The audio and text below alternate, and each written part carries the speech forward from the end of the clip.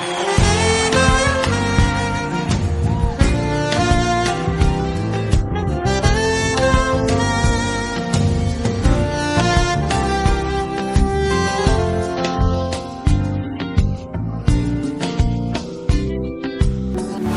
le livre de Luc chapitre 19, à partir du verset 1, la parole dit que Jésus est en train de rentrer dans cette ville. Zachée a entendu que Jésus arrive dans le cœur, parce qu'il y avait la foule. Et dans cette foule-là, on mentionne quelque chose, c'est que Zachée était le chef du collecteur des impôts. On nous dit encore une deuxième chose, c'est que il était riche. C'est lui qui donnait des ordres d'aller prendre de l'argent chez ses pauvres et de ramener. Tout le monde le connaissait. Mais la Bible dit, dans son cœur, Zachée a résolu quelque chose. Il cherchait à voir qui était Jésus. Comme il était de petite taille à cause de la foule. Mais on nous mentionne deux choses. Un, Zachée est riche. Deux, Zachée est chef. C'est une autre. La chose qui va m'intéresser, c'est que Zachée voulait voir. Dans son cœur, il a résolu d'aller voir qui était Jésus. Mais il avait un obstacle, sa taille. Mais dans sa position de chef, malgré l'autorité qu'il était, il a déposé son côté orgueil, a pris une résolution dans son cœur de chercher qui est Jésus. La Bible dit alors que Zachée court. Il voulait voir Jésus. Il n'a pas usé de sa carrure de chef. Il a laissé tomber son côté influent là. Les gens ont un peu d'argent ou ils ont une petite position sociale dans la société et ils écrasent les autres. Même à l'église, quand on leur donne un petit rôle ou une petite responsabilité, je suis ta responsable. Quand je parle, tu m'écoutes. Zachée n'a pas regardé sa position. Mais tu es dans le ministère. Tu sais Dieu. Parce que simplement on t'a établi responsable des chantes. On ne respire plus. Tu vas piétiner les autres. C'est comme si c'était pas des adorateurs comme toi. Oh. Zachée n'a pas usé de tout ça. La détermination que Zachée a eue dans son cœur, l'humilité que Zachée a eue dans son cœur, a permis à Dieu de le voir et de le localiser. De le regarder avec faveur pour dire aujourd'hui, je m'en vais loger dans ta maison. La Bible dit que le moyen qu'il a utilisé a interpellé Jésus et a permis à Jésus de s'arrêter à son niveau. Il n'a pas pris sa taille comme un frein ou comme une excuse pour dire, il a résolu et Dieu s'est arrêté à son niveau. Et le salut est rentré dans sa maison.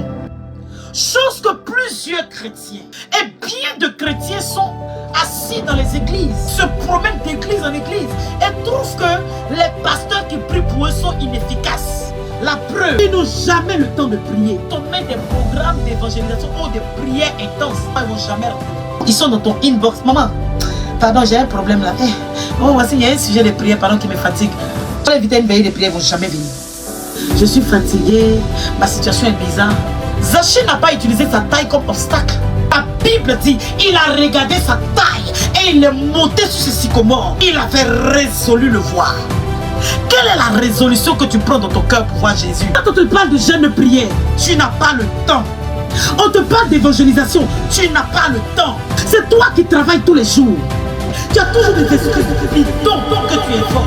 Toi, tu envoies des excuses. Et Jésus est là, il te regarde. Et quand il vient dans la ville, il passe. C'est quel est l'effort que tu as fait? Tu n'as fait aucun effort. Tu t'es arrêté à ton obstacle. Tu regardes à ton obstacle et ton obstacle est prêt pour toi. C'est toi qu'on appelle le chrétien passif. Parce que tu n'as résolu rien dans ton cœur. Comment est-ce que tu décides de rencontrer le Seigneur de Dieu? Et toi, tu n'as pas la prière. Tu n'as aucune résolution dans ton cœur. Alors tu attends. Mais tu es là, tu tournes en rond. Parce que tu n'as aucune résolution dans ton cœur. À cause d'une résolution qu'il avait prise dans son cœur, le salut est rentré dans sa maison. Et tant que tu n'es pas résolu dans ton cœur, qu'est-ce que tu fais pour que le salut rentre dans ta maison? Même chose. Rien ne change à ta posture. Parce que tu n'as aucune décision, aucune résolution. Tu veux marcher. Et après on dit non, on n'a pris une résolution, les chrétiens. Parce que Zachée a pris cette résolution. Le salut est rentré dans sa maison. Le salut doit rentrer dans ta maison cette année. Alors quelle est la résolution que tu prends? Pense pas la résolution que tu prends pour que Dieu t'utilise comme un instrument. Tu es censé être à ton poste.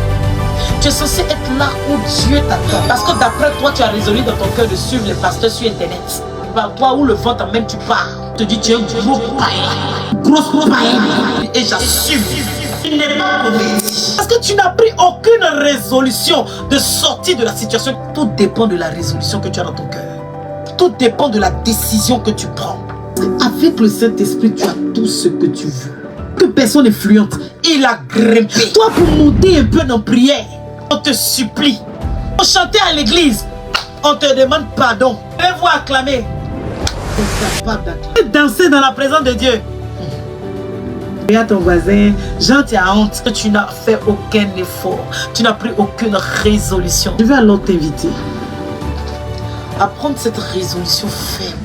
C'est-à-dire tellement il a bravé des obstacles qu'il a attiré la faveur de Dieu sur sa vie. Tu veux que le Seigneur te regarde dans ton ministère? Attire sa faveur. Tu veux que le Seigneur te dise tu es la femme